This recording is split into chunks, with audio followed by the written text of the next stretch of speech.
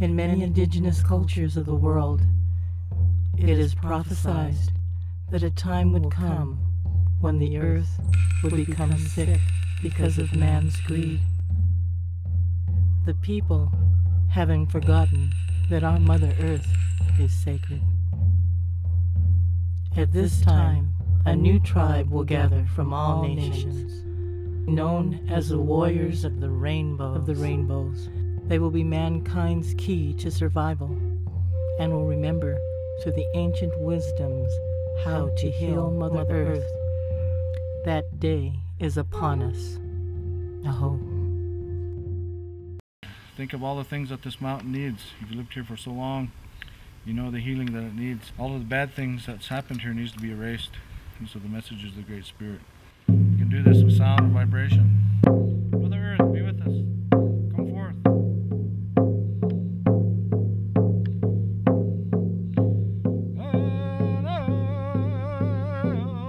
My name is Gina Weiss, and I've lived in Big Bear for 20 years. And we were in our 6th year of drought in 2004. We've had droughts in Big Bear.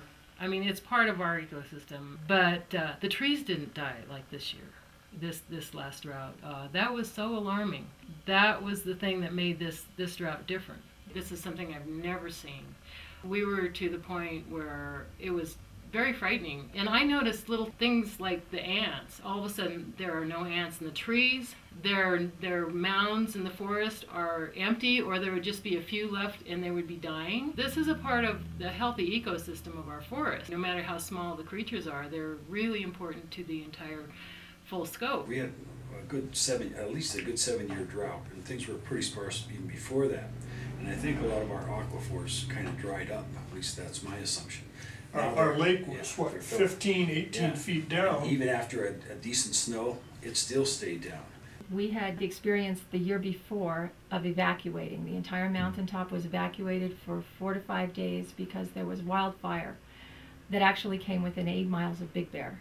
Our community was looking for ways to solve the drought problem. The City Council, along with the water agencies, the Department of Water and Power and the Big Bear City Community Services District, the Regional Wastewater Agency, and even the ski area, Snow Summit, had all voted and agreed to spend quite a bit of money to cloud seed so that we could help our drought and get some water to the trees and in the lake.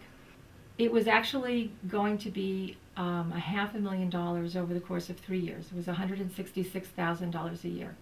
I had some objections to it, largely because it's toxic, but actually my first objection to the cloud seeding was the fact that at best it was supposed to improve the water, the precipitation, 5 to 10% over what we would have had normally.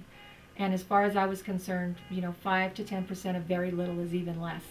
So it didn't even seem cost effective. Then we found out when Joe Bradley did the research how toxic it was, and then it was completely unacceptable. Hi, my name's Joe Bradley. I'm a 15-year resident of Big Bear Valley. I'm a physics teacher at the high school. I worked for a while as a wildlife ecologist in the 1980s. I love this valley and I love this land, and I've been real concerned at some of the things that I've seen. The forest isn't as healthy as the forest needs to be. We've had years and years of drought, bark beetle infestation, a fire that actually threatened the entire valley. The plan of the leaders of our valley to seed the clouds for 3 winters in order to bring about more rainfall. At the time when I heard of this, I thought if it is something that'll bring us rainfall, I guess that's okay. But when I talked to Blue Thunder about this proposition, he mentioned to me that the cloud seeding is poison, that they would use poison to seed the clouds, and it would poison the land, and it would poison the animals and the trees and the plants and the microorganisms and the people, and so I was very concerned. So I started researching about cloud seeding. I, prior to that, had known very little, and through countless hours of research, I found out several things. Number one, the cloud seeding doesn't really work at all. There's not been one scientific study done in the last 50 years that showed cloud seeding was effective at all in increasing rainfall. I guess the sure sign of that is the American Meteorological Society. I found out that as a whole, They came out and said that they do not support cloud seeding as an effective means for controlling weather at all. In fact, they said it could just as easily limit rainfall as increase rainfall. The silver iodide is the chemical that would be used to seed the clouds. And I found that even though the cloud seeding company was saying that silver iodide was not a poison at all, the state of California lists it as a hazardous material, a type 1 hazardous material. You can't dispose of it. It's considered a poison. It's a priority pollutant by the EPA. So our own Environmental Protection Agency lists silver iodide as a priority pollutant, and yet that's the chemical that this cloud seeding company was going to drop over this beautiful valley. Getting information from the company, I found that they said it was insoluble, that it wouldn't dissolve in water. And then I found out that their chemistry was off a bit, that if you have a lot of water, like this body of water that we have here at Big Bear Lake, we could actually immediately dissolve perhaps as much as 660 pounds of the substance. In doing so, the fish that live in the lake would take in this poison. We have bald eagles that now live year-round on this lake, and they would eat the fish. And so that was a great concern of mine. There's also spotted owls, another endangered species that lives in this valley, and they would also be subjected to that. Should we seed our clouds with silver iodide, the substance, even if it didn't dissolve in the water, would then land on leaves and plant vegetation that animals would eat. And as soon as they would eat that, it would instantly dissolve in the acidic environment in their stomach. So that all these animals, whether they drank the water that was now polluted or not, would be taking in these poisons nonetheless. There were studies done by the National Park Service, the U.S. Biological Service, and the World Health Organization. And all three studies came out and said that not only does it not work, but where in areas where we have cloud seeded, we've found these toxins in the animals that live there.